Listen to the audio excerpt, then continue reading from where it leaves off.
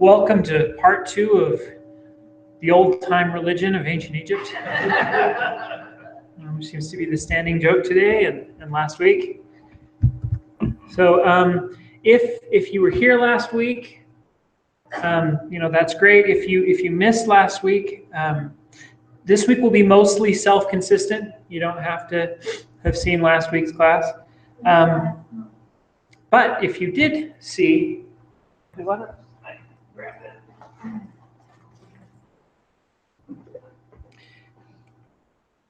if you did happen to see last month,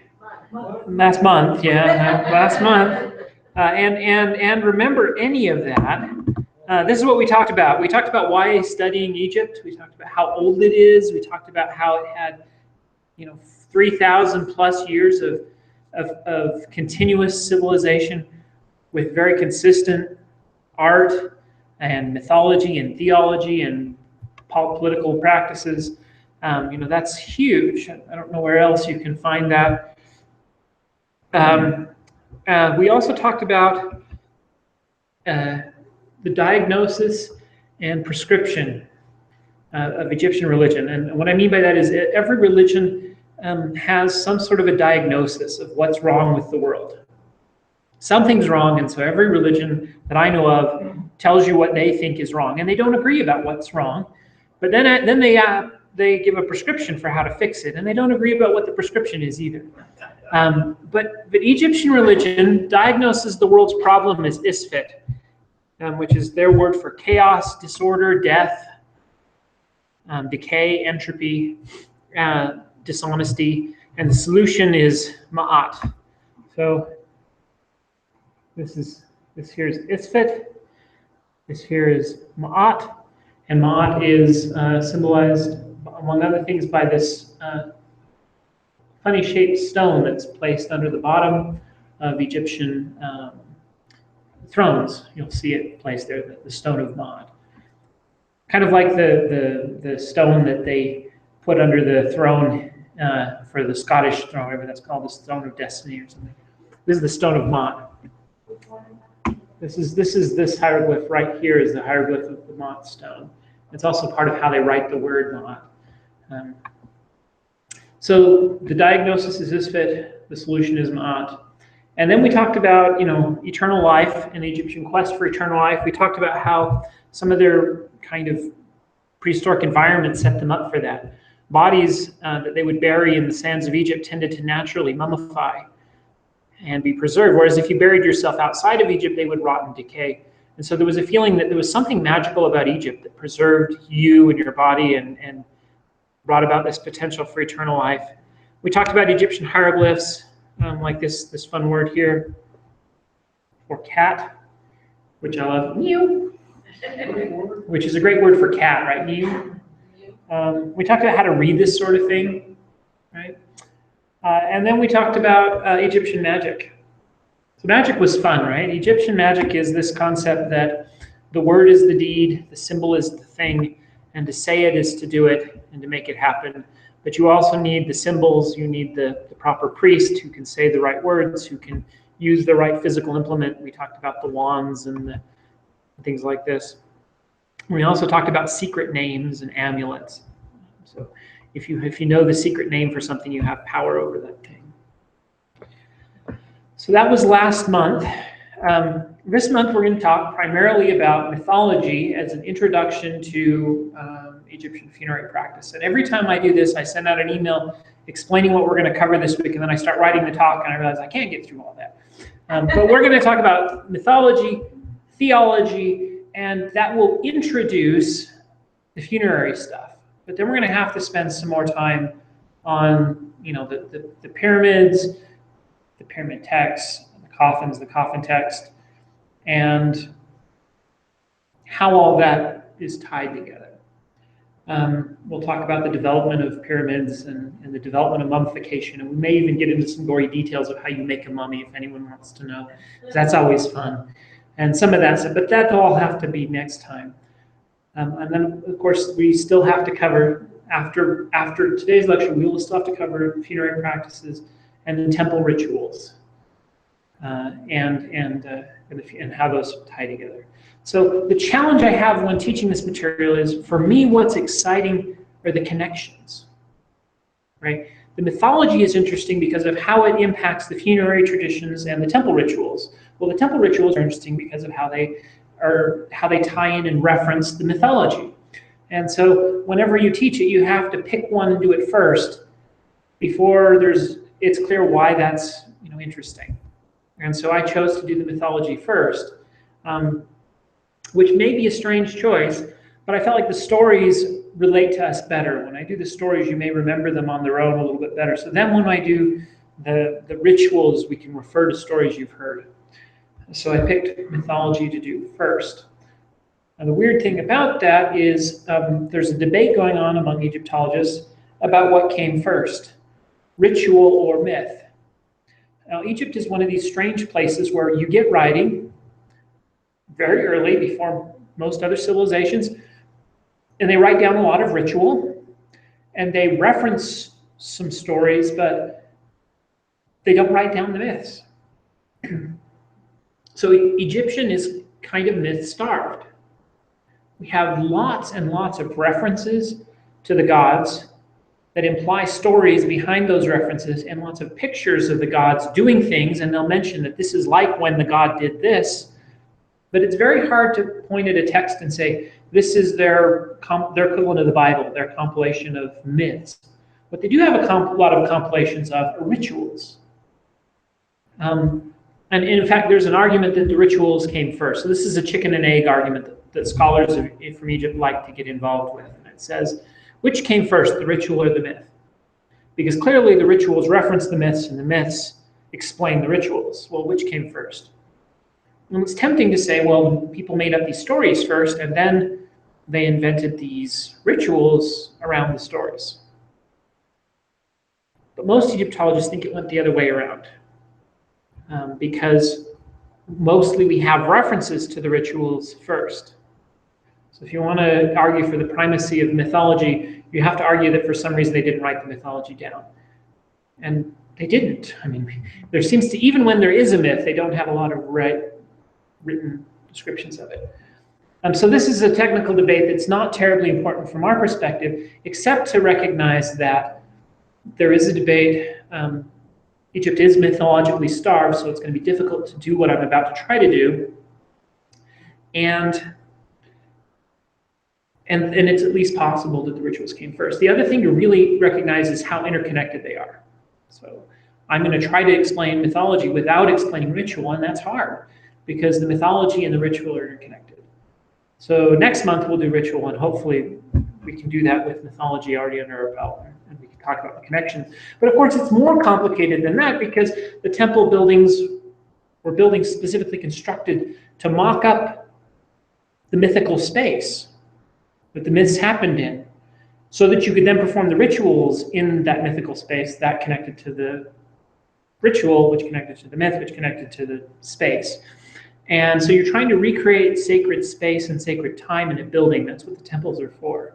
And so again, to talk about the temples, you have to know about the myths. To talk about the myths, you have to know about the temples. But it's even worse, because one of the purposes of the myths is to explain the geopolitical situation. Why are there pharaohs, and how do those pharaohs react and interrelate to the leaders of other countries and other nations around them? And how does that relate to their theology of is there a soul? Is there life after death? That's the stuff I'm calling theology. I don't think that's maybe the best term for it, but their belief in what the soul is and whether there is one, which of course impacts the funerary beliefs, the way they bury things. They bury the dead such that they're imitating the myth of Osiris, which we will tell today. And so to understand the funerary stuff, you have to understand the mythology and their culture, their art, and everything else. So all this stuff is interconnected. And of course, the myths and rituals they create will impact their neighbors. The Mesopotamians, the Israelites, the Greeks will all borrow from the Egyptians, and the Egyptians will borrow from them. Probably the most interesting of those set of borrowings are into the Israelite religion, not because the Israelites borrowed more from Egypt than other people, but because the Israelites are the collection of stories and myths and rituals that we as Americans tend to know a lot about. And so I'm going to lean a little bit more heavily on that connection. So when a connection comes up and you can see a borrowing, I'll probably point it out, mostly just because that's of interest. And I think most of my audience here won't have any problem with the implication that the Bible borrowed from earlier rituals and religions. But for anyone who might be leery of that, I just want to say this isn't intended as an attack on Christianity. I mean, there's a lot of ways to look at that sort of borrowing. One is that God is just talking to people in a language they understand, and that language they understand is influenced by their culture. And so you can see that borrowing as a secular person and say, this is the natural evolution of religion. Or you can look at it as a religious person and say, God is referencing stories these people would be familiar with in how he speaks to them. And so that is my intent is to be completely neutral in that sense and just tell you when stories have connections and borrowings and related elements. So I'm going to focus on that element of the neighbors. Now, we did talk about this last time, this idea of Nehet and Jet. But Nehet is often translated as time, and Jet is translated as eternity. In the context of mythology, we want to talk about time before time began, which seems contradictory. But to understand what that means from an Egyptian perspective, I think it's helpful to go back to these terms. Nehet means repetitive cyclical time, right? The sun rises, the sun sets. And if you want to live forever, you might want to live forever in Nehet, right? Which means that there were cycles, but those cycles will repeat over and over again and will never end. Or you might want to live forever in Jet, stable and not changing. Throughout the cycles, the earth remains stable, solid, and the same. In fact, this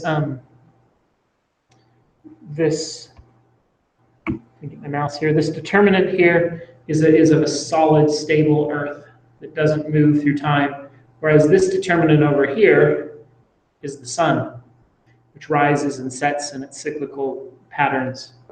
And so those are two ways you can try to achieve eternal life, which was the context we talked about them in last time. In this context, we want to talk about a time before Nehet, time before time. And it was a time before the cycles began. And that's the space in which mythology is set in Egyptian. It makes I think our interpretation of these myths is colored by our Judeo-Christian heritage, which confuses us when we try to look at what they're doing. Because if you look at the biblical story of Moses, there's a time and a place when that supposedly happened. It would make sense to ask, when is Moses' birthday, right? We don't know what it was, but it would make sense to ask the question because he's supposed to be a historical figure in our time.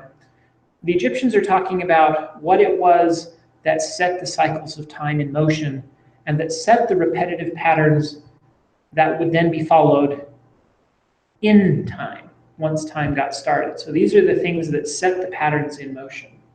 That makes sense. And they look at it not as we look at history. These are archetypes. So one way to these are archetypes. The myths are archetypes that will then be repeated in our time frame. And so on the bottom there is Ramses at the Battle of Kadesh, and at the top is Ra being lifted out of the waters of creation at the moment of creation. So one is mythological, and it's not even clear to me that the Egyptians thought of this mythological event as a literal historical happening. It's a symbolic, typological story that sets the types and the meaning of history. The problem with this distinction is not that, well, for us, the problem with the distinction is we have to forget about what we think we know about history to think about myth the way the Egyptians thought about myth. The problem for the Egyptians, well, it wasn't a problem for them, but the problem with us interpreting their history is that they thought about everything like a myth. So when they tell their historical stories, so some stories they will carve on their wall are historical, not mythological, in the sense that we're actually showing Ramses at a battle. This battle really happened. We have records of the battle from the Hittites, and we have records of the battle from the Egyptians.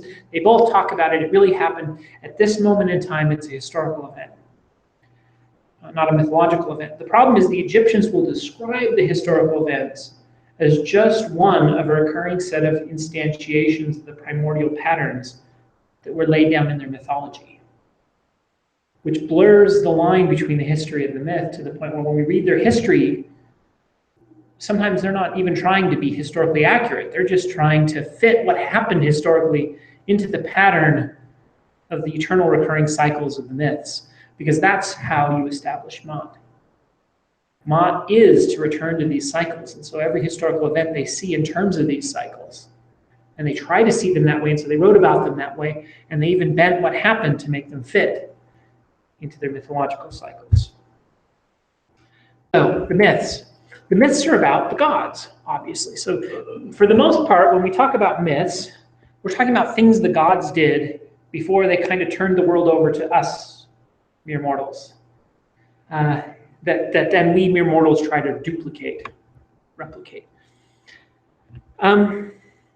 And Egyptian pantheon is a bewildering, bizarre collection of animal and human-headed things that there are hundreds and hundreds and hundreds and maybe thousands of them. They're very difficult to keep straight. Sometimes the depictions of them look so similar, unless you can read the text, you don't know whether you're looking at a picture of Horus or Ra. And then it gets worse because the Egyptians have, Horus the Elder, who maybe is a different god than the regular Horus. They have Amun-Ra, who is some sort of a mix of the god Amun and the god Ra, merged together somehow. And again, this kind of thinking assaults our Western sensibilities because we are used to the Christian theology where, there may be a Trinity and that may be hard to understand, but there's this real guy up there in the sky somewhere, and you can't just suddenly say, well, I'm going to merge Jehovah and Baal and create Jehovah Baal, and that'll be cool to everybody, and everybody will get along, and that'll be just fine, right? I mean, that doesn't work. The Egyptians think of the gods differently than we do. So, when it's hard for me because I'm trying to explain and get myself into their head and then explain it to you, and anything I do is going to fail. But Ra is the sun god. So the Egyptians believe in the sun. So do you. They like to talk about what the sun does by personifying the sun with the name of a being called Ra. It's personification. Our physicists are prone to that. They will often personify atoms when they try to explain to you entanglement. And they will personify the atoms and talk about how they get together and choose to spin this way or spin that way. And it's a useful way of communicating. And so what the Egyptians are doing is personifying concepts. The sun, and the sun and the power of kingship. And you know what? The sun is in some ways the king of the sky. So now I can combine Amun, the god of the kingship, the hiddenness god of kingship that is the power behind all things, and the sun, which gives its light and rays to all things. I can combine them together, and when I do, I'm talking about how those concepts work together, merge together, and now I've got a deity who is both of them merged together, combined together, and no one's going to complain about that because I'm combining concepts and talking about how those concepts merge and combine. I want to be careful, though, because I don't want you to think that the Egyptians were just humanist, atheists who like to talk about natural phenomenon by personifying them, because they believed there was a power behind all of these actions, the power of magic. That's how we translate it. When I was an LDS Christian, I used to call it the power of the priesthood, because that was actually probably more like how the Egyptians thought about it. although they wouldn't have thought about it as a formal priesthood calling, but magic is almost a derogative term. And the LDS concept of priesthood probably better fits the way the Egyptians thought of this power of magic, in the sense that it's the power by which the worlds are held in their orbit, the power by which the world was created, the power by which things operate. We would call it natural law, but there was nothing natural about it to the Egyptians. And it could be harnessed through magic, and it could be appealed to by appealing to the gods. So, yes, I may be able to easily combine the sun and the concept of kingship, those two gods, into one god and make Amun-Ra out of it, but I can also appease Amun-Ra by giving offerings to Amun-Ra.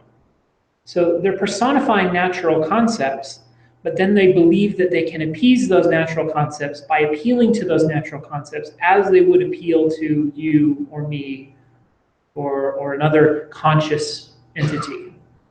So they personify them, but then they ascribe consciousness to them in the sense that they can be appeased.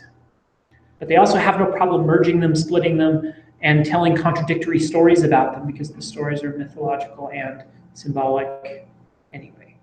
So I don't know if I've actually captured how an Egyptian would have thought about this, but that is my best interpretation of what's happening from the texts that I see. And I think there's a reason for this. The other thing that's happening with these gods is the way Egyptian religion evolves is you have a bunch of small city-states. And then those coalesce into two nations, Upper and Lower Egypt. And of course, Upper Egypt is to the south and Lower Egypt is to the north, and that drives us batty because the north is the top of the map for us. But this Upper Egypt was uphill, so south is uphill. Upper Egypt and Lower Egypt. And then those two nations were merged into one nation. And then the capital moved around, depending on which city was most important. Well, in the course of all of that political movement, there was religious movement, because each city had its own god. And there was the patron. They believed in other gods, but they had a patron deity that they worshiped, because this was the city where that patron deity's temple was. You go to this city to worship the god of writing, and you go to that city to worship the god of the sun, and you go to that city to worship the god of truth or plants or whatever it is. And each one has their own deity that they're partial to.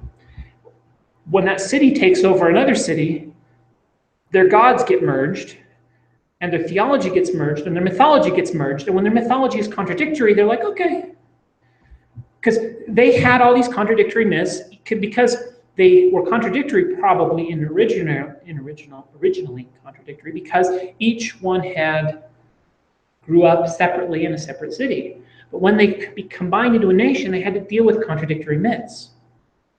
And they could have done, what a modern Christian would have done, which was hold a council and systematize them until they all don't contradict anymore, or at least don't appear to contradict anymore. Right? Or, in fact, that's what the authors of the Bible, or the Old Testament, seem to have done. They took the author's J. We don't have names for these, but they had texts: the E text, the J text, the P text, the D text, and they combined them all into a single story. And when they contradicted, they wove them together and tried to make them look like they didn't contradict, to make one cohesive story out of this whole thing. But the Egyptians didn't bother.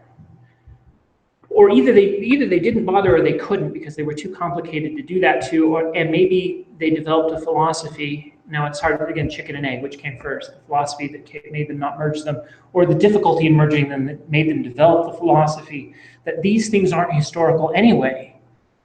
I don't need to make them not contradict, because contradiction is part of the soup that lets these stories tell the story they're supposed to tell.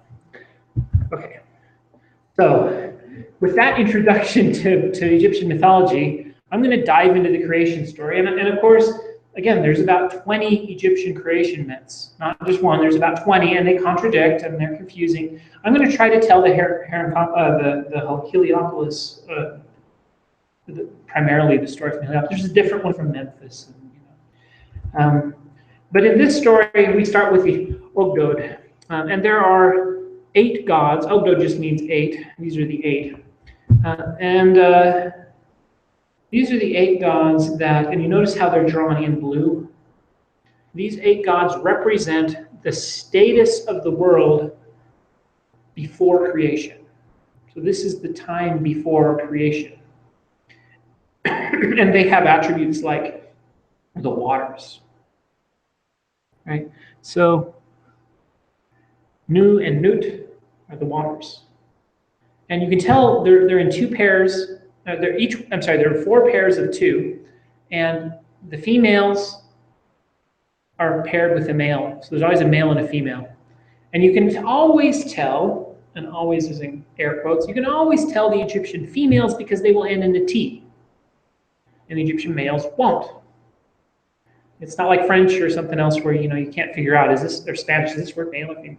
It's always, you can tell. If it's a female word, it ends in a T. If it's a male word, it doesn't. So we have Nu and Nut. Nu would be the male, Nut would be the female. And I say always, and then we're going to start showing you some exceptions. But it works for these. And they have these attributes like water, darkness, hiddenness. These are the gods of hidden, dark water. And so you get the idea from these deities, and they play almost no role in Egyptian mythology other than just showing up as a description of the world before creation. But from those deities' attributes, you get an idea of what the world was like before everything started. And then we have Atum. In later stories, it will be Ra, and Ra will do everything I tell you Atum does. Ra will do it. But in the older versions of the stories, it's Atum who does this stuff. And then later, Ra will actually be associated with Atum, and Ra will be like who he was when he was young and strong, and Atum was who he was when he was old and gray, and he'll be born young and he'll get old and gray and die, and then be born again, and he'll like turn from Ra to Atum, back to Ra, and then back to Atum, and this is how one of the ways they will synthesize different deities from different cities. But both of them are solar deities, and Atum is in the older versions of these stories that we have, and here he is sitting on his nice throne with his Mott stone underneath him. And here's how you spell his name in case anyone is interested. And the way his story goes is he is the self-existent one. So how do you get something from nothing? I'm just going to ask a philosophical question, right? Where does something from nothing, why is there something other than nothing anyway? And where do you get something from nothing? And if you're a fundamentalist Christian, you say, well, God created it, so I have something from nothing. But of course, now I said I wouldn't take a stand on these religious debates. I will kind of argue against fundamentalism, right? But a fundamentalist Christian would say, well, God did it, and that's why there's something from nothing. But that really doesn't solve the problem, because then you ask, well, why was there God? Well, there just was. Well, why was that? I mean, in other words, they don't answer the question. I'm not saying that they're wrong to believe in God. I'm saying they don't answer the question any more than someone who says in the beginning was a deeply dense particle of something that exploded in a big bang. Both of them are assuming something rather than nothing that was the cause for the things that came after. And you kind of have to do that. And the Egyptians did it explicitly because they talked about Atum, the self-existent one. In other words, he is the personification of that which is self-existent. And he was already there kind of in the water as a potentiality. But then he rises from the water. And the water of the primordial sea and those hidden gods and the dark gods, that represents chaos. Isfit. Atum, though, is the possibility of order, who kind of is self-existent in the chaos. And he arises from the chaos and begins creation. Is a self-existent being. No one created him, he just always was. The first thing that happens, and either he, depending on the version of the story, either he makes this happen, or this happens and it is him, or it happens and then he dwells upon it. You get all sorts of variants of this. But the first thing that happens in these waters is the dry land will appear. A mountain will arise out of the waters as the waters recede. And now you can imagine where the Egyptians get this from. The Nile floods every year, and then it recedes. And as it recedes, the dry land slowly appears, and then you can start farming and yada yada. So the dry land appears, and they call the pinnacle of stuff that appears out of the receding waters the ben-ben. There was actually also a stone they called the ben-ben, which probably was a meteorite that fell from heaven, and they worshipped it, much like the Muslims would worship the black stone at the side of the Kaaba. But they also would build these capstones for their pyramids, which they called the ben-ben. And you can see partly where the pyramid idea comes from. This is the pinnacle of the mountain. As the water recedes, this is the dry land that appears first at the top of the mountain. And upon it, Atum dwells. He comes to dwell there. In one version of the story, a falcon will fly over the mountain. Will pick up a piece of flotsam and jetsam that was a reed that was kind of washed up on the shore, and we'll stick the reed in the ground and we'll plant a flag. And of course, this symbol here on the right, this flag, is the flag was first, people thought it was an axe or something, but we now realize it's a flag. And it's the Egyptian hieroglyph Necher, and it's their word for God. Necher is the equivalent of Elohim. Allah just means divine, or it means God, or it means deity. And so all the Egyptian gods are Nechers. I mean, this is the symbol for the Egyptian Necher. And the reason for the flag is the symbol of the deity is because that's the part of the creation. The falcon sticks a reed in the ground, lights on top of it, and it becomes a flag, a marker of a sacred spot. Probably because they marked their sacred spots with these waving flags. So Atum rises, they plant the flag, the waters recede, and here is the sun upon the receding mountain and connected to this falcon concept. Now, what's interesting about that is I can't, and again, I can't help myself but point out similarities, but I love that the Noah's Ark story, well, first of all, the creation story, right? In the beginning, let's go all the way back to Genesis 1. I'm going to debate whether to read this. I got to read it. This is, I can't help it. Okay, so I'm gonna go to Genesis 1 for a minute. In the beginning, God created the heavens and the earth. And the earth was, now listen, without form and void. That's our Ogdot, right? The descriptions of the darkness. And darkness was on the face of the deep. The deep there is also translated, the word means the watery abyss. So there's a watery abyss, and darkness is upon the face of the watery abyss, as well as chaos and formlessness, hiddenness. Those are our Ogdot attributes. And the Spirit of God moved upon the face of the waters. That's a wind from God blew across the waters. We'll talk about winds and air in a minute. And God saw, and then God makes light, right? And then on to verse 9, God said, "Let the waters under the heavens be gathered together in one place, and let the dry land appear." And it was so. And God called the dry land earth, and the gathering together of the waters called he seas. And God saw that it was good, right? So that's our receding waters in the mountain. And then, of course, the creation story in the biblical account is repeated. The flood is a repetition of creation. It's often not interpreted that way, but that's what's happening in the flood story. That's why the earth is flooded. Because in the beginning, the earth was water. And then the dry land appears. So in the Noah story, the water comes, the dry land appears, the ark is stuck on Mount Ararat, which is the mountain proceeding out of the waters, just like the Atum story. And then we need our falcon. So out Noah throws the dove, and the dove comes back with a reed, only for him it's an olive branch. And that's how Noah knows he can get out of the ark and the world can start again. So the stories are incredibly similar. So Atum now has to make the Aeneid. The Aeneid are the 9. That's what Aeneid means. In fact, they're drawn here. You recognize this. Those are our flags, and they draw them, kind of 9 of them together. And of course, means the Aeneid. So there were a lot of Aeneids. Egyptians liked groups of 9 for some reason. There were a lot of Enneads in Egyptian history, but in this mythology, the Ennead is the set of deities that a tomb will create.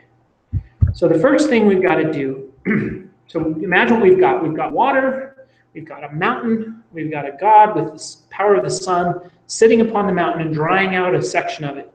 So the dry land has appeared from the waters. And the first thing he creates is 2 children. And he does this by either spitting or masturbating. It depends on the story. Of course, the masturbation version of the story is intended to show this idea that he is everything. He is the male, he is the female, and he's self-created because he always existed. And he can procreate children all on his own because he's not really a he. And so he's a hermaphrodite of some sort who procreates children through his own sexual activity. And so he masturbates and creates 2 children, Shu and Tefnut. Shu is the god of the wind and the air. So do you remember the next line in Genesis I read? And a wind from God blew across the waters. So the first thing that this self-created one creates is this mountain of earth, and from it he produces the wind, blows across the waters. Then he creates Tefnut, who is Shu's sister, a male and a female. She is moisture and rain. So now we have wind and rain and storms that can blow across the water and also can water the earth. Remember in Genesis, there's the dew from the ground that waters it. So now we can, in this case, rain. She's also the god of rain and dew. But she can now water the ground so the ground can become fertile. So we have wind and moisture, rain, blowing across the waters. It just so happens, what happens when you let wind loose across the waters? Well, it goes off across the waters. And so according to the story, this wind blew off and it was busy exploring the fascinating world of the watery abyss. And it left Atum alone. And Atum thought, dang it, I created these others. I mean, everything was me. It was this grand unity. This is almost what, the Buddhists and the Hindus would call Brahman, the unity of everything. Everything was me and I was everything. And I created something separate from myself. My children, and they left me. And he cries. And his tears fall to the ground like drops of water. And this creates mankind. We are born from his tears. And that's why our life is short, sad, because we're born from the sorrow of being separate from the one. We've been separated from the unity we came from, and we're sad. Luckily, they come back. His 2 children eventually come back, and they get to hang out together, but for a while they were apart, and he was sad. So the danger of being separate, of having the illusion of a self, is that the beauty of it is you can love another. If everything isn't compounded in one, you can experience love. And the danger of it is you can experience loss. And that explains, I believe, the human condition in a very powerful way. So we have mankind.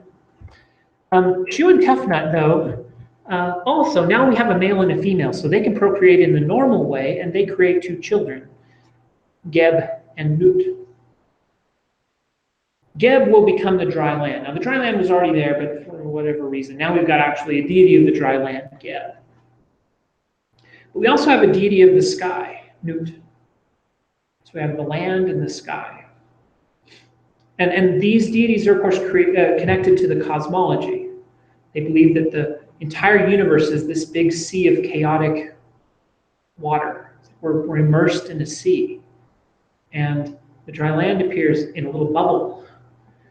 And Nut is the sky, the boundary between the waters that are up there and the waters that are down there. That's why the Hebrew version of this myth says he divided the waters from the waters. I mean, that makes no sense to us. It makes perfect sense to them because that's water. That's why the sky is blue. Of course it's water. So water up there, and there's something up there that is kind of the dome of the water, and the stars are set in the dome's belly. So Nut has the stars in her belly, and she is the sky. And Geb is the earth below her, And of course, they procreate and have 4 children, who we'll talk about in a minute. But to make space, because if they're constantly copulating, there's no room for us. Shu comes in. Now, Shu is the heir. And Shu lifts up, and Shu will be associated with Atlas by the Greeks. But it's not quite the same. Atlas holds up the world. Shu holds up the sky. And the reason he's holding up the sky is to make room for life to exist between these two lovers who are now forever separated. In the sadness of the story, the earth and the sky are held apart so that we can be. And this is this image you see here.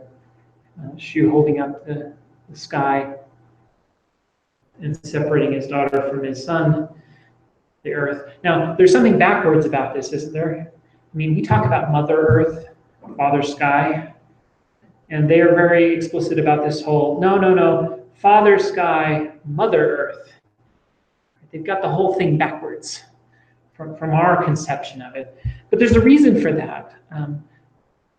They want to return not to Mother Earth, but to Mother Sky, right? So you get, oh, my mother Nud, stretch yourself over me, that I may be placed among the imperishable stars, which are in you, that I may not die. This is a reference from the pyramid text, and what we're saying is, please, I don't want to die, but how I want to exist in eternity is as one of the stars in the sky with my mother, the sky. The sky is the mother, not the earth, so it's backwards. That's depicted really well on these coffins. It shows up all the time in the coffins. And what you have is the mother, Nut, spreading, Anyway, the mother Nut is here. These are her wings spread out over the coffin and embracing her child that she's brought back into the womb. So again, we'll come back to funerary traditions, but the idea is to return to the womb so you can be born again. So once you've died, you want to go back to the womb. And so that doesn't mean being buried in the earth, it means being embraced by the sky. And so they'll take these coffins and put this picture of Nut embracing the deceased and protecting the deceased in her wings, under her wings. Okay, now remember, before they were separated, they had 4 children. So their 4 children are Isis and Osiris, Nephthys and Seth. So these are the 4 kids of the earth and the sky. And the majority of the Egyptian myths kind of revolve around these 4 girls. And you'll notice, by the way, that you can't really tell Isis and Nephthys apart except for their head. They wear different things on their head, and this is actually her name. The way you write their name is related to what you put on their head, and that helps you tell them apart. But they're all brothers and sisters. And of course, Isis and Osiris fall in love and get married. This will be how the Egyptians, especially the Ptolemies, like to justify the fact that they're constantly marrying their sisters. They're repeating, the myths from before, where Isis and Osiris are marrying their sisters, and they will relate themselves to, I'm like Isis and you're like Osiris, and we're marrying each other. So they would marry their siblings. Nephthys and Seth are also siblings, and they marry each other. So we have 2 married couples. So here's the story of Isis and Ra. So at this point, remember I told you these stories are morph. At this point, the creator god gets replaced by Ra. So Ra is the creator god. Isis is his granddaughter, whatever, but she is the goddess of magic. And Ra ages during the day, and then he gets old, and then he dies, and then he's reborn, right? So as he ages, one of these days, he gets old, and he kind of gets slobbery. And she takes some of his slobber from his old age and mixes it with some clay and fashions a serpent. And the serpent bites Ra. Now, Isis is the goddess of magic. She is the one through whom this life force of the universe works on. We talked about earlier, goes out into the world. She's the master of the magic. And so she has now attacked her creator and poisoned him. And he comes to her, and by the way, this story comes from a spell to heal people who've been bitten by serpents and who are otherwise poisoned. So this is a spell to heal you from poison. And that's where we get this myth. Otherwise, we wouldn't even know about the myth, but the myth was used in the spell, so the myth and the spell are connected. So the serpent bites Ra, he gets sick, he's dying. Isis shows up and says, I'm the god of healing, I can heal you. And Ra says, please heal me, I am dying, and it hurts.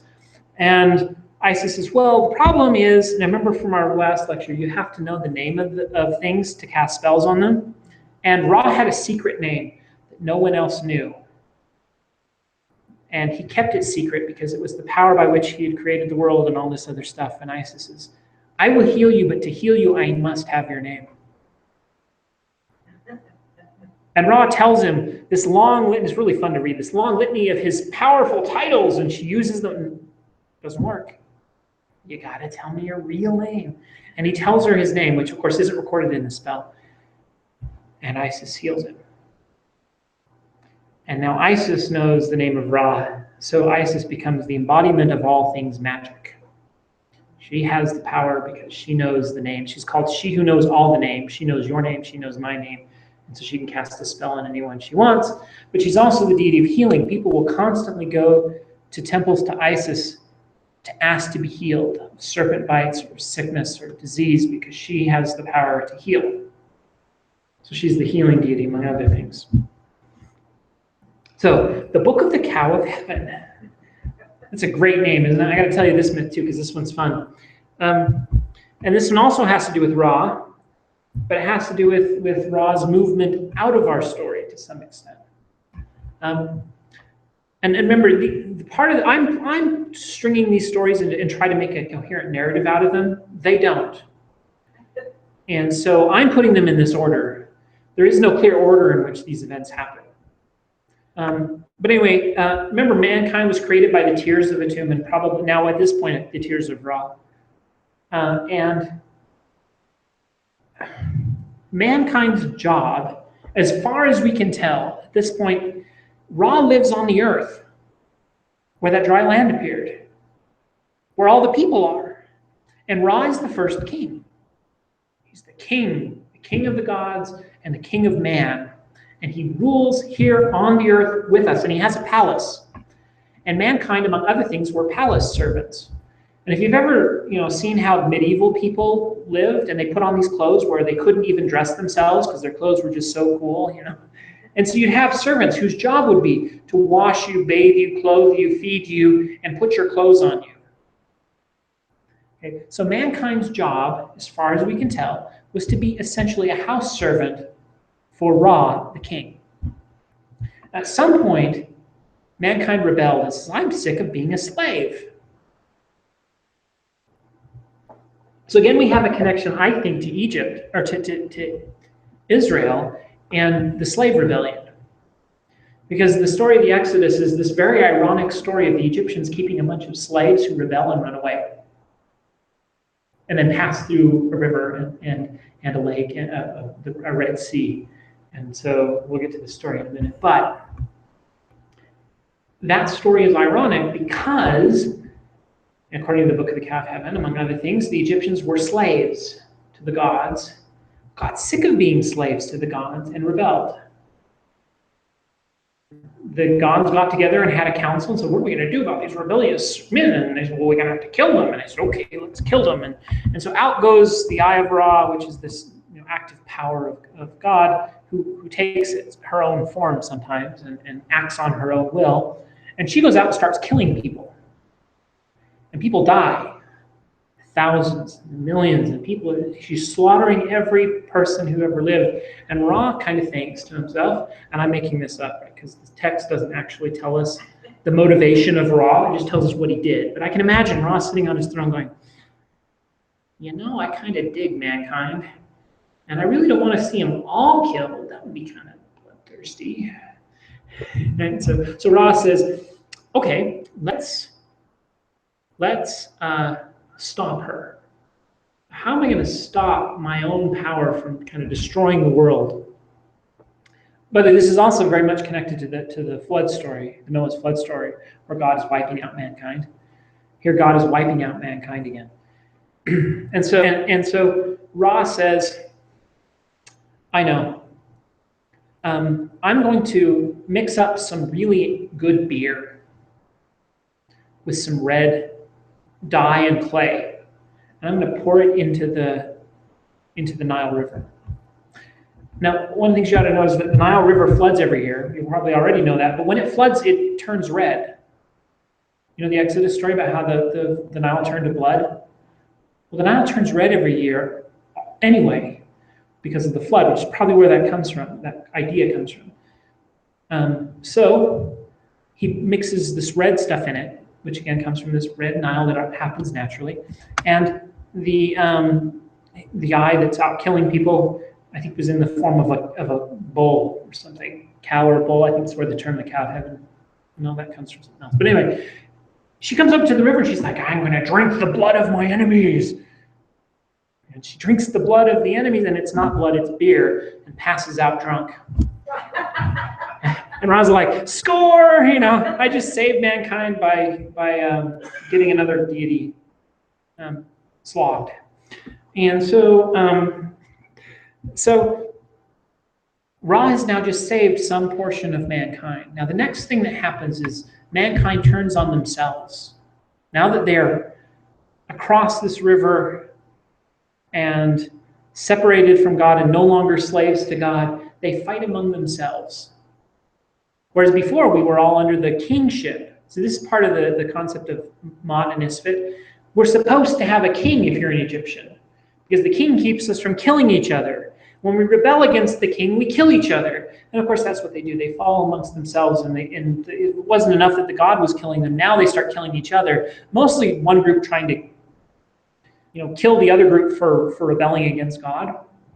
Kind of reminds you of Moses slaughtering half of the Israelites, doesn't it? For the golden calf or whatever it is they did. So mankind starts fighting, and Ra is sitting there going, this is getting really old. I had to do all this stuff to save you, and I had to kill half of you, and you rebelled against me anyway, and I'm sick of the earth. So here's where the cow of heaven comes from. Again, Nut, the goddess of the sky, is sometimes seen as a cow, and at this point, the cow is raised up into heaven, held aloft, and Ra decides he's going to hang out on her back. And so Ra ascends up to heaven and lives on the top of the heavens instead of down on the earth without us. Now, what the Egyptian myths don't say, but I'm pretty sure they thought, was that this is an explanation for the temple rituals, where every day the high priest would open the doors of the holiest part of the temple and would pull out a statue of the deity, which he would then proceed to wash, clothe, anoint, and feed, and then return to its alcove. And the moral of that kind of twist to the story is here the priests are saying, we really wish you would come back. And you're not here. And I know you're not here, so I'm going to make a little statue of you. And I'm going to do to the statue what I would be supposed to be doing to you if you were still here with us. But this is the story of the separation between the gods and man.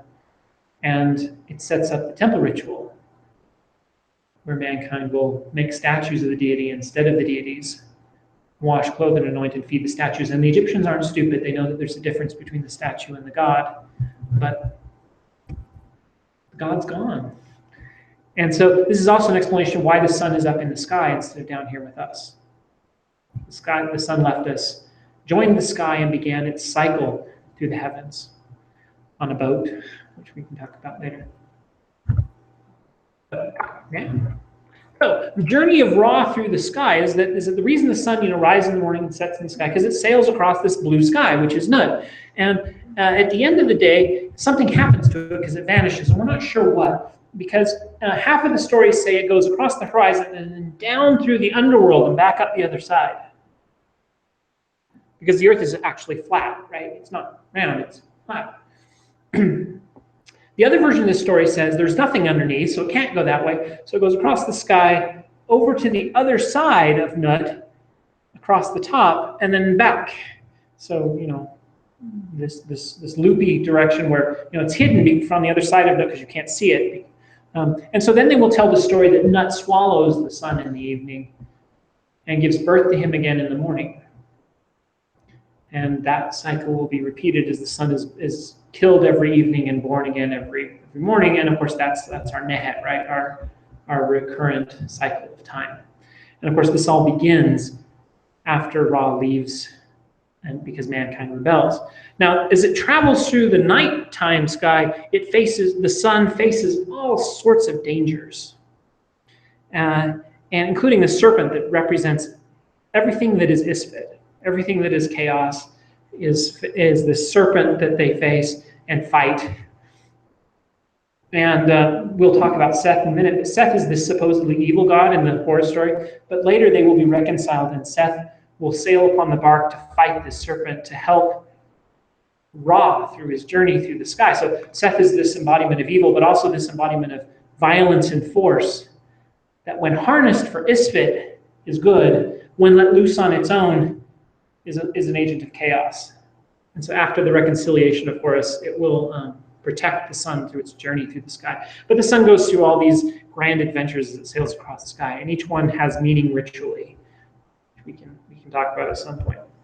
But at the end of this journey, before at the end of the sun's journey, the sun will meet Osiris, and the two will merge. And after they merge, Ra, the sun, will gain from Osiris the power of life over death, and that will allow him to be reborn. But again, if we think about these things not as literal people, but as personifications of concepts, then the Ra is the personification of the sun, Osiris is the personification of life, force from death. They merge into a new being, and the sun can be reborn. But you can also think of them as one being from the beginning. And I will talk about this later, but this is part of the problem with picking an order to discuss this in. Whatever order I use, it won't convey the significance. But put a pin in this and remember when I come back to this concept of the body and the ba, the soul. The soul is seen as this thing that during the day can leave the body, travel through the world, and then come back to the body at night and then regenerate and do it again. And that's the ba and the ka and the soul and the body. And so you can almost think about, and I've said the word instantiation many times, but the Egyptians almost have two things, a concept and an instantiation or personification. And you can almost think of Ra as, I think how to say this. You can think of Ra as the soul, and Osiris is the body that the soul returns to. And you can think of one as the concept that is free, and the other is the instantiation that it has to return to. And you can also connect those two to the earlier time concepts, Nehet and Jet. This stable instantiation and the flighty concept. But the concept is eternal. And I believe this is where, possibly even where Plato gets his idea of the forms. I don't know if you're familiar with Greek philosophy, because that takes us really far afield, so we won't go there. But there's this Greek concept of the forms and the instantiations. There's the concept of a chair, which is eternal, and then there's a chair, and there's lots of different instantiations of chairs. But none of those instantiations are eternal. They're temporary. But then they repeat, because they can be rebuilt and remade. I may have had to go back through that. Anyway, let's tell the story of Osiris and Seth and Horus and Seth. So here's our picture of Osiris standing on a mott stone. Did you notice his feet are together and his hands are crossed? Osiris is a mummy. And all these pictures of him, they're drawing a mummy. That's why Osiris is the body that the soul Ra returns to. Osiris is a mummy. And the story of how he became a mummy is an instructive one, so we should tell it.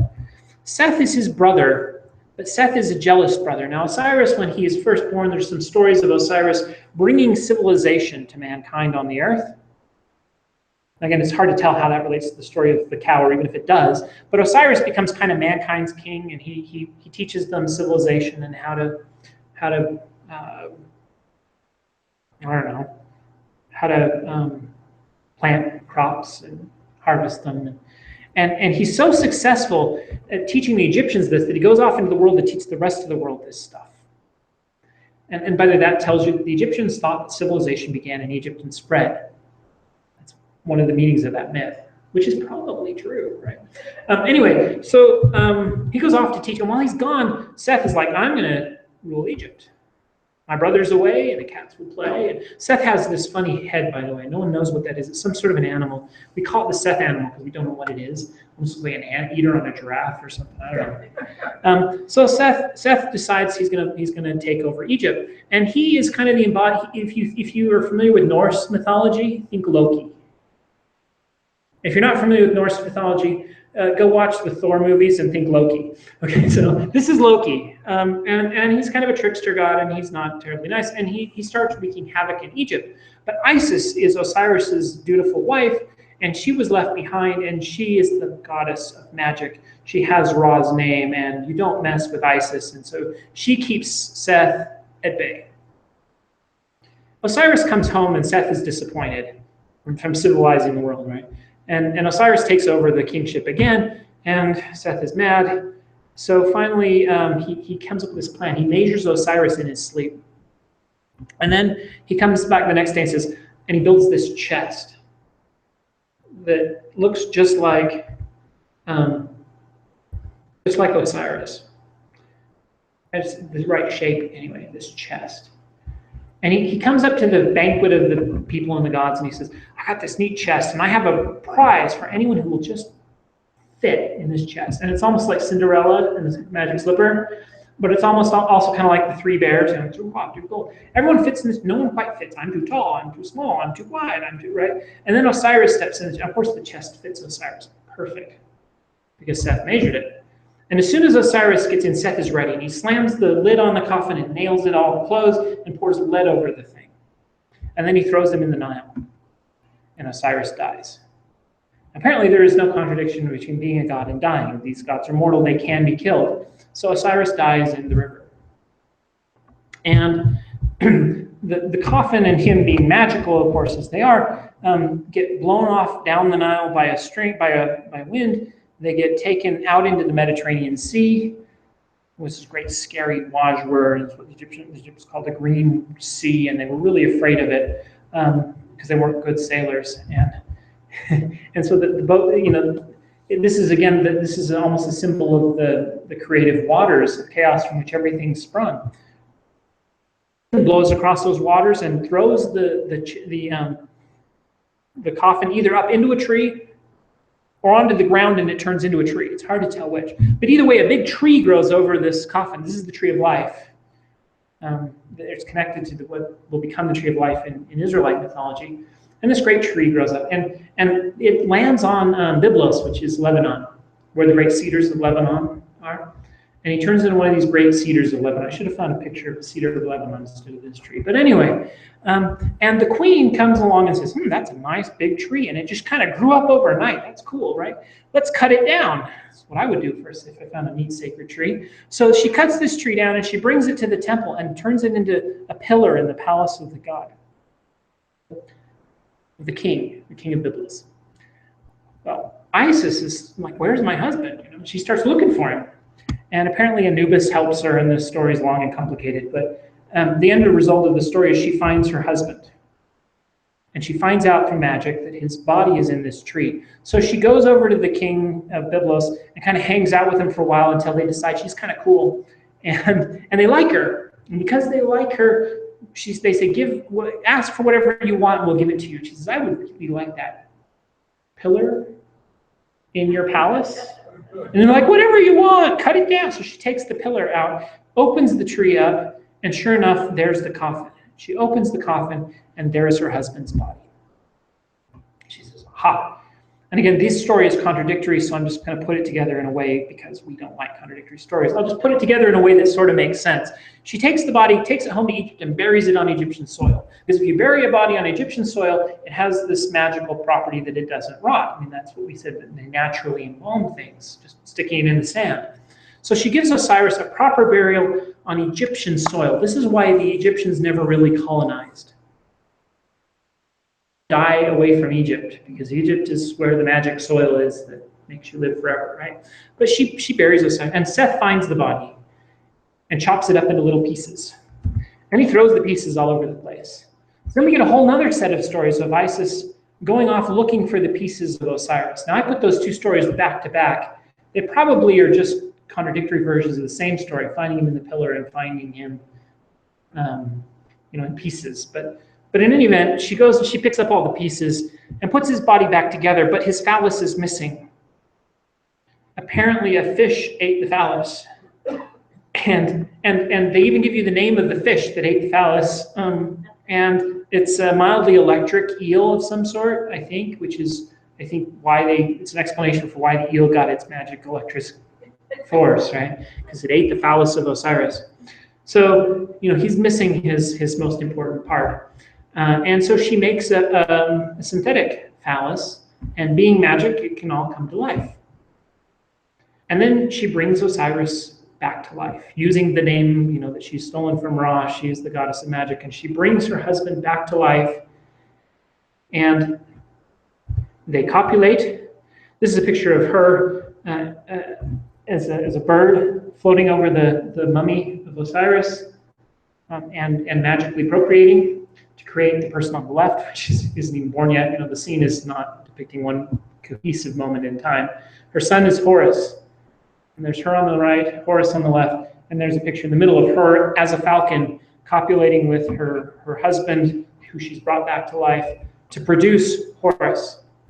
So Horus is the offspring of Isis and her dead husband Osiris, and recreated synthetic phallus. And this creates a triad. And the Egyptians love triads. God, a goddess, and their child. Osiris, Isis, the goddess of magic, and Horus, their son.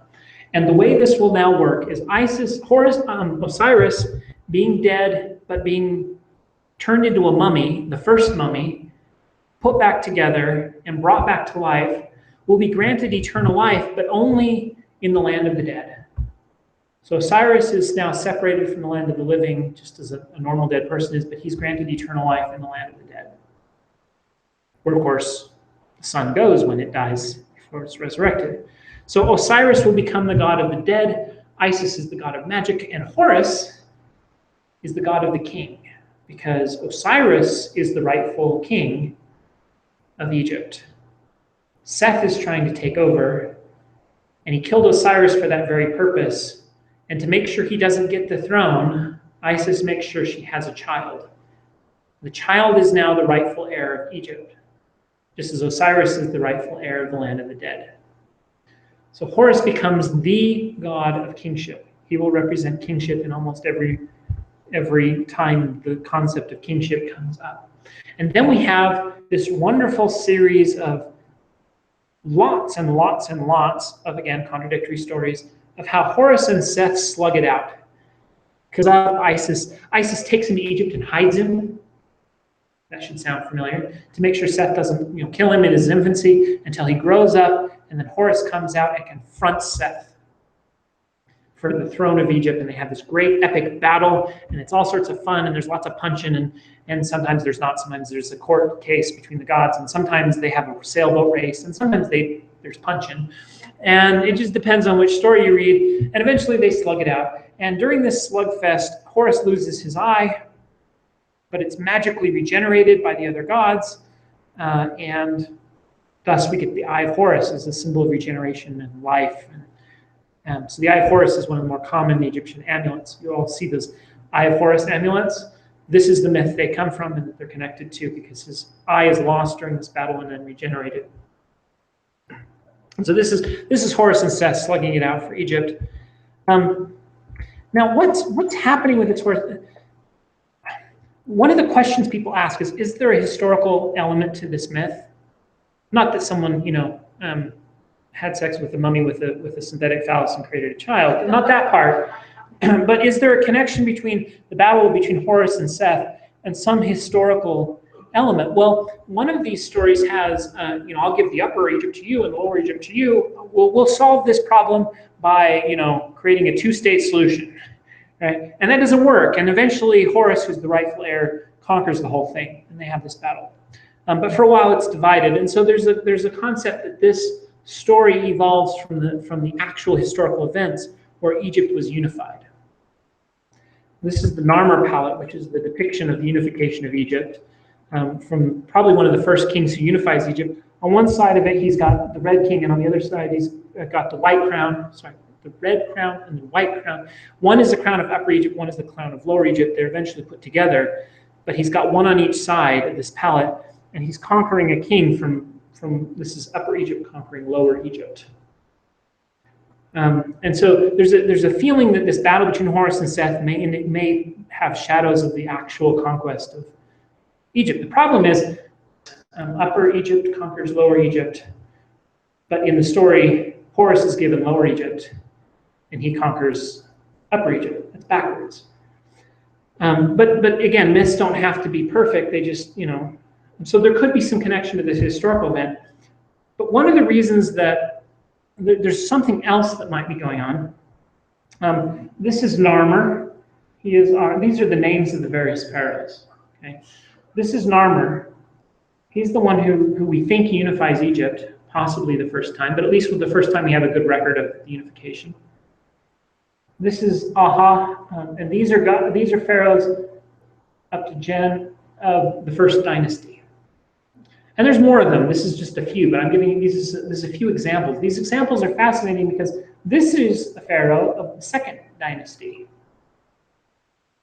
And this picture here is called a serech, and it's a picture of a palace. And so what you do is back then you wrote the king's name in a serech to show he was a king, because it's the king's name in a palace. And over the top of the palace you show Horus defending the palace of the king, because Horus is the patron saint of kingship, right? That's what the whole point of this myth is, kingship. And suddenly in the second dynasty, we have a pharaoh. Now, that is a Seth animal. Gosh dang it. And so someone in the second dynasty is sticking a Seth animal on top of his serech. And he's almost saying that my patron is Seth. And that's a huge departure, especially if this myth already exists, because you're essentially siding with the other guy, right? And then we get this guy who, he's like, I'm going to cover my bases. And he puts both of them on top. But he has this second name. The two lords who are in him, are reconciled. Now the pharaoh is, just as Horus is the embodiment of the concept of kingship. We have, remember, this instantiations and concept forms and instantiations again. The pharaoh, after the gods leave, the pharaohs, humans, take over that role, and they are the instantiations of kingship. And as such, they are the instantiations of Horus. So when the king dies, he becomes Osiris. When he's alive, he is Horus incarnate. He's the incarnation of Horus. Again, this sounds an awful lot to me like the Christian concept of the incarnation and the Trinity, in the sense that Jesus is God, but he's also not God, but he is God, but he's an instantiation and he's an embodiment somehow of the God who is the Word who became flesh. The pharaoh is Horus made flesh. And this guy is claiming he is Horus and Seth made flesh, and in him, the two combatants are reconciled. So the end of the Horus myth as it comes in, and by the way, then we get, people start after him to start putting falcons back on their serechs. It goes back to Horus being dominant. And then Snefru is the first guy to stick his name in a cartouche from the fourth dynasty. So this just kind of shows the evolution. From now on, we get these cartouches and things. So, the end of the myth as we get it in the late period is that Horus and Seth battle it out. Horus wins, but doesn't kill Seth. And you can look at that as an existential concept, that evil and trickery will always be with us. They will never disappear. That's one way to look at it. But the other way to look at it is a reconciliation of the two warring brothers. I like to compare it to Jacob and Esau. That moment where they're a bit at war from their mother's womb until the very end. As twins, they battled it out for the birthright. And one of them gets the birthright and defeats the other. And one of them is so mad he wants to kill him, and they fight, and he leaves. And he lives his whole life in exile, and he returns home, and he's afraid of meeting his brother because he's afraid they'll fight again. And instead they fall on each other's necks and embrace and weep, and there's reconciliation in that moment. I think what we really are seeing is a reconciliation between the two warring brothers. And the reason I think that, among other things, is at least in this early period, we have this example of, in them they're reconciled. But we have also the myth that not only does Horus not kill Seth after he beats him, he gives him dominion of lands outside of Egypt. You can't rule Egypt, but you are going to be a king. You're going to be a king of the dangerous desert. The chaos like that is an honor. And he honors him, and he says, in this sense, we're honoring the violence and the chaos because we're going to harness it for Mot and that's why he joins the sun bark and defends the sun against the serpent. He becomes a good guy, harnessing his violence for Mot. And again, he rules out in the desert. And the final bit of evidence I will have for this is the pharaohs don't name themselves after the bad guys. And Seti the first, you've heard Seti, he's the father of Ramses. Seti the first is named after Seth. So Seth is not seen as an existential evil character that's not redeemable in that sense. There is a reconciliation. I guess the other things I should tell you, I told you that you could always tell feminine names because they end in a T. I meant to tell you when we came up with Isis why that doesn't work. Isis's name is Isit, actually. Her name does end in a T. The reason we call her Isis is because that's what the Greeks called her. And so we have this weird thing about Egyptian names. We have Ra, because that's what the Greeks called her. In Egyptian, her vowels, there are no vowels, so it's just Re, something, there is no second vowel. And so, again, we don't know the vowels, we put E's everywhere. So we have Ra and Re, same thing. We have Isit and Isis, same thing. But if you spell these things and think of and say them the way the Egyptians did, all the female deities end in T. Set is sometimes called Set, and I try to call him Seth on purpose. Because Set doesn't end in a T. He ends in a different T that was pronounced slightly differently by the Egyptians, and that's why he's a he, not a she, even though it ends in a T. That's why I try to call him Seth, right? So again, this is the problem. We say these things partly the way the Egyptians spelled them, partly the way the Greeks say them, partly the way, right? Because we know these myths from the Greeks back when we couldn't read the Egyptian. So, okay, Egyptian theology.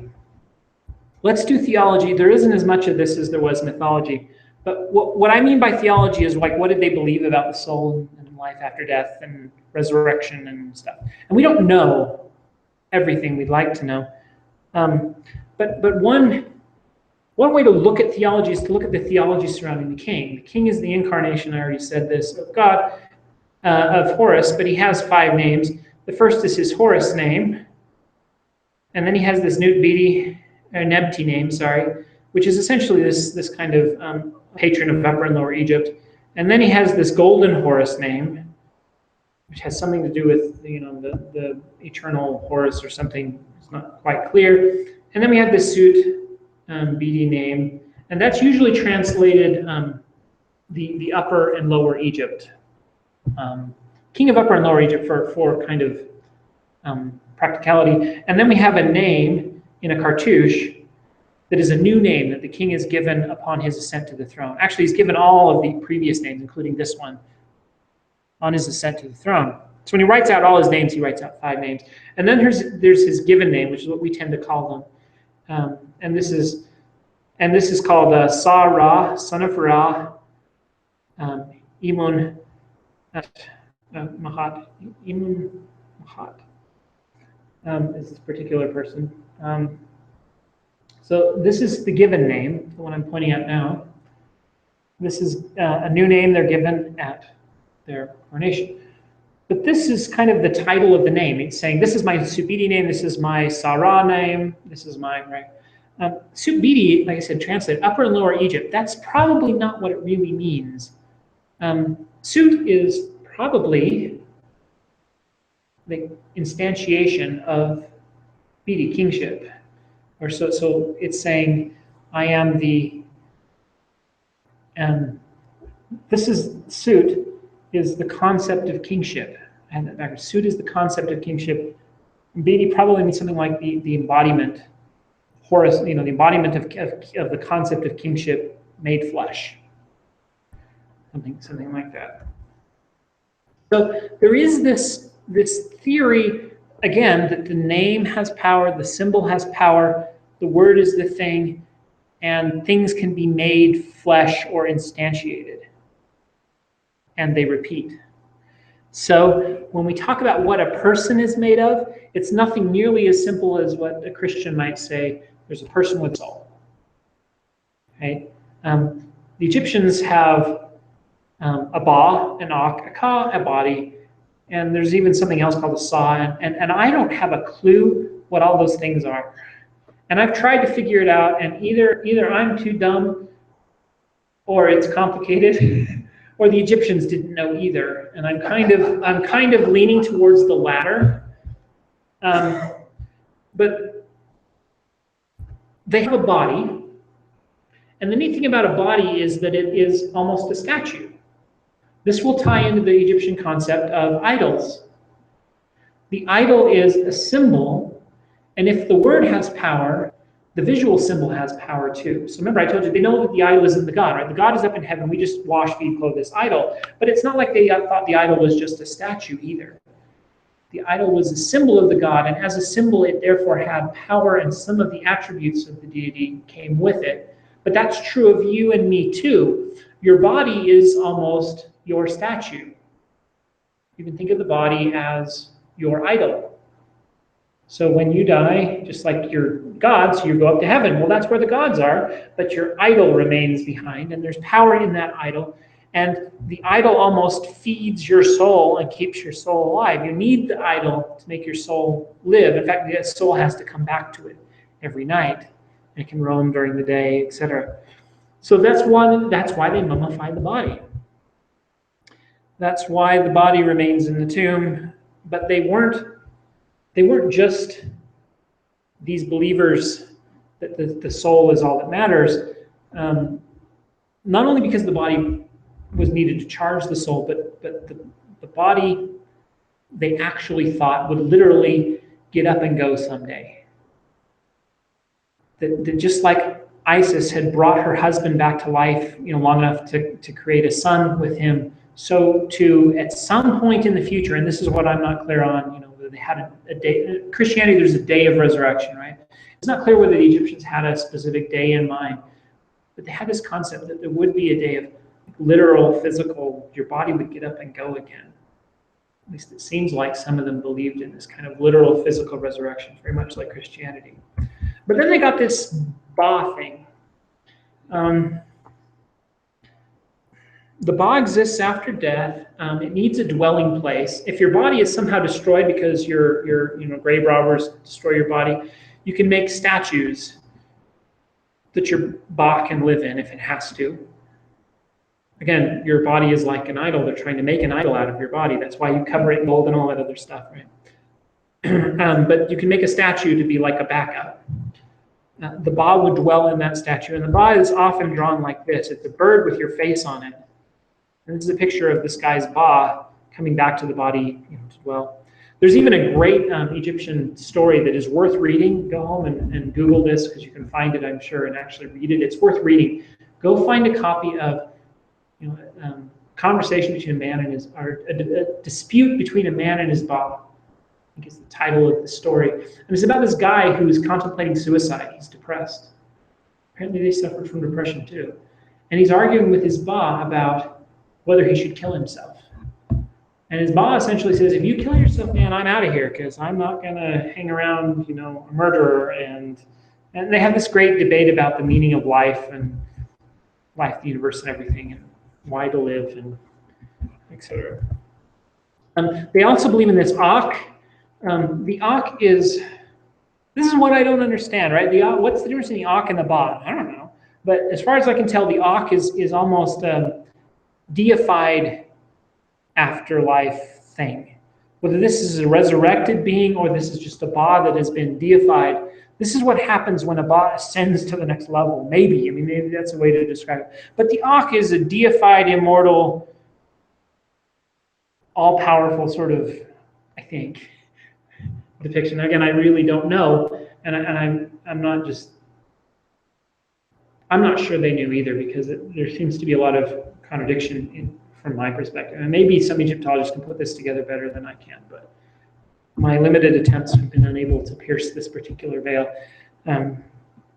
So again, we have a Ba, but then we have an Ak, which is a deified Ba, I think, or maybe a resurrected body.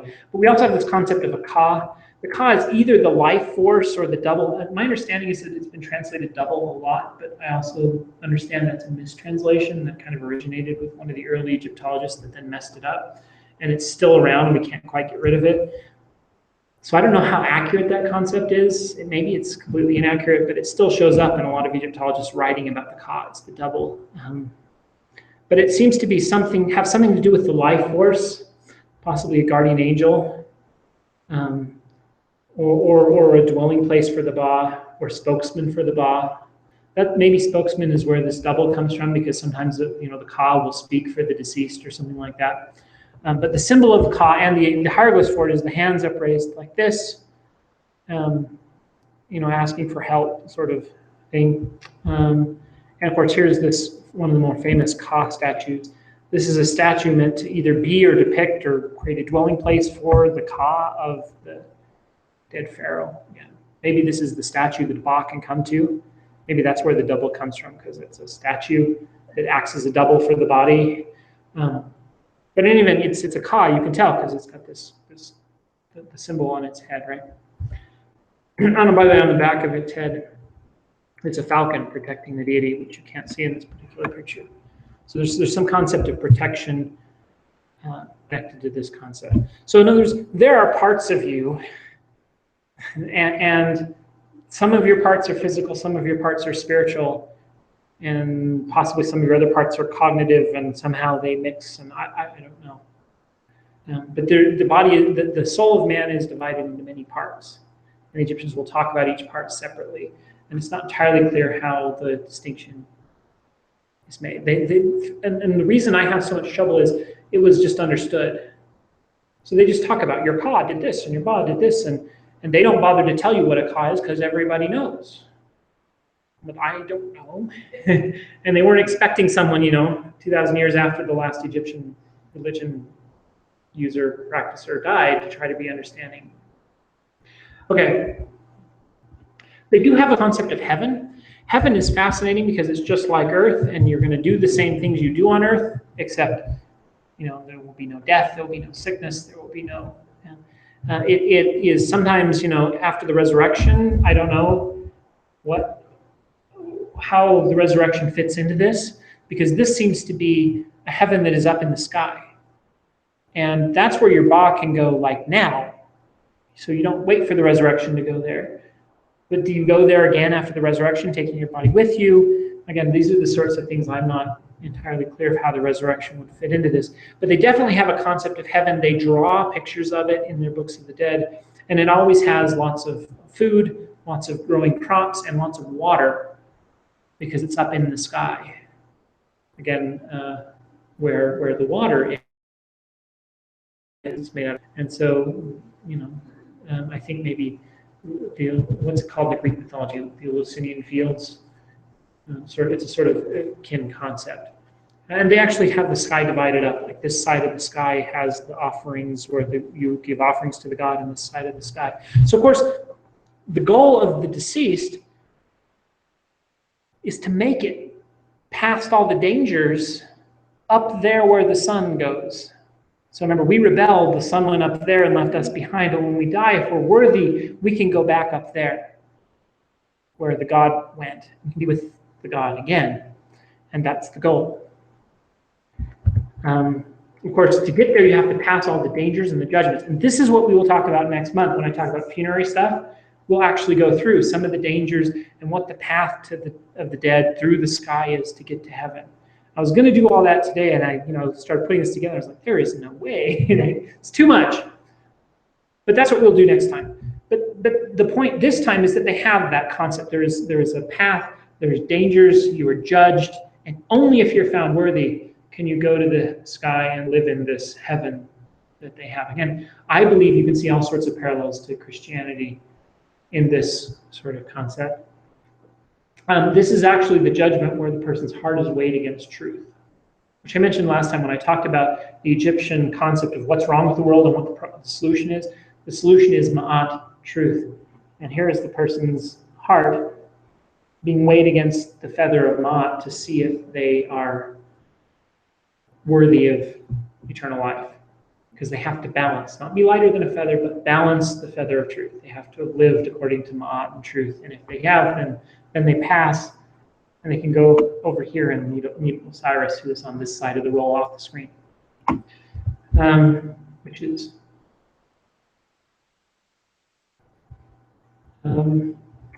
So these funerary texts that tell us about the afterlife and what happens to you after you die come to us from three sources. The pyramid texts, which were written on the walls of the pyramids of the earliest pharaohs from the 5th dynasty, 4th and 5th dynasty, 5th and 6th, I believe, actually. And then during the first intermediate period, they started to write these texts on these coffins because not everyone can afford a pyramid.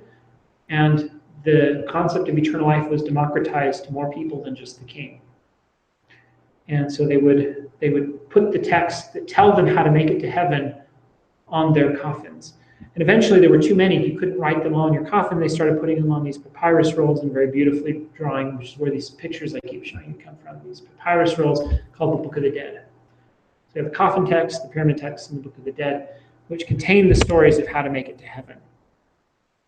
And those are the ones we will do in some detail next week or next month.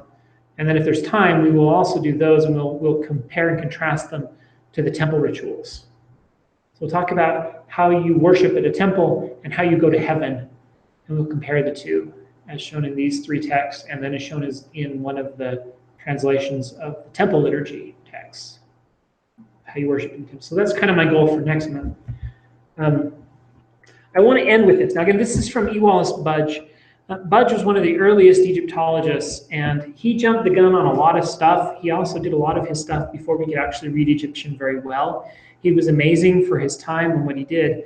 I don't want to put him down because he did a great job for his time. I just want you to understand that about half of what he says, we no longer believe, because he was early in time. But because he was early in time, his books are all out of copyright.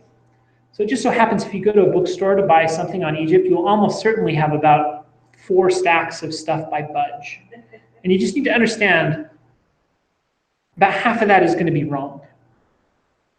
And so that's the first thing I want you to know is be careful when you go to the bookstore to buy stuff about Egypt. If you're buying something from Budge, it's an interesting historical perspective in what we thought Egypt was all about before we could really read it.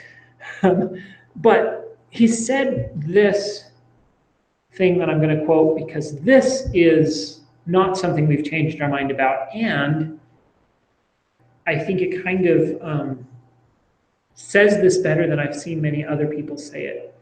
When the Christians came to Egypt, they converted Egypt wholesale. Egypt was converted to Christianity overnight in a blinding flash.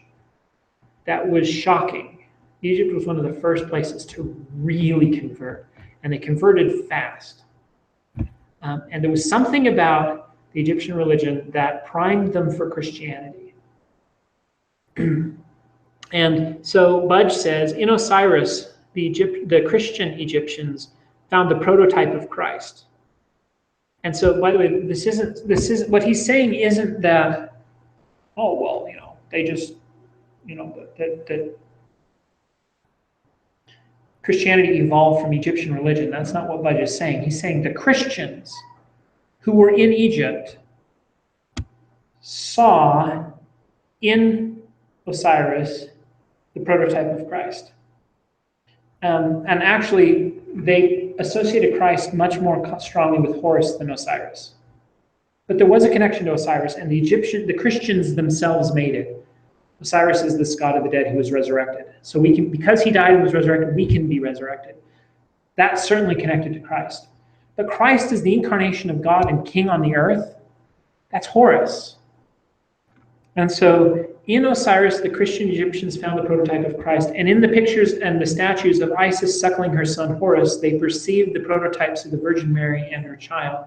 Never did Christianity find elsewhere in the world a people whose minds were so thoroughly well prepared to receive its doctrines as the Egyptians.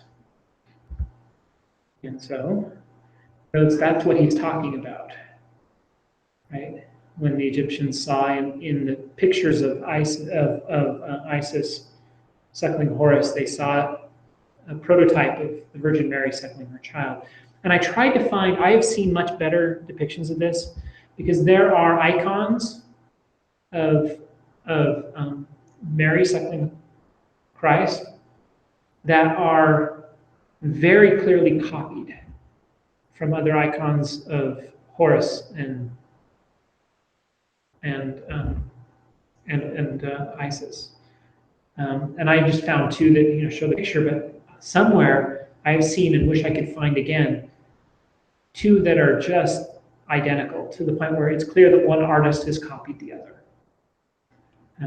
But the concepts are so similar, and so are the depictions as well. Remember, we said that the whole protecting his child, her protecting her child by taking him into Egypt and hiding from Seth. This also is similar to the Moses story and the Christ story. When Christ is taken into Egypt to hide from Herod, and that also has some parallels to Sargon, as I remember.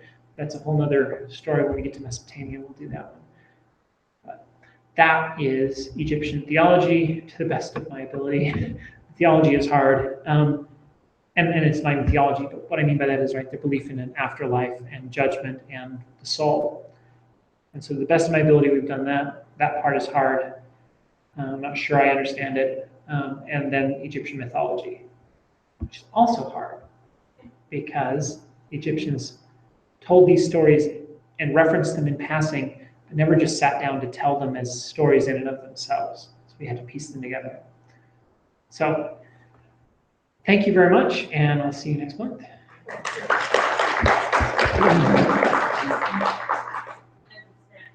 And there are snacks outside, so go eat. And if anyone has questions or stuff, we can hang out here and talk for a minute after.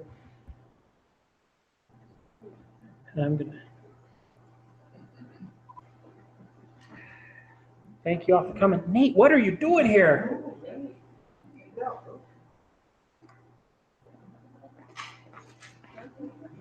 Oh my God! My special spot. Congratulations. I don't have one in Albuquerque, so I got one here. Oh, you came here to do this? Do this. Oh my goodness! Congratulations! That's great. Hey, you showed hi. And I saw the email. Facebook announcement actually. And actually, my daughter interested in this group. Maybe we can, sometimes we can, let's do something together. Sure.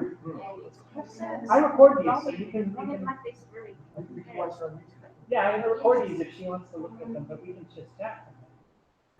You always ask me to take her to Egypt. I want to go to Egypt so bad. I mean, I've been there once, but I need to go back.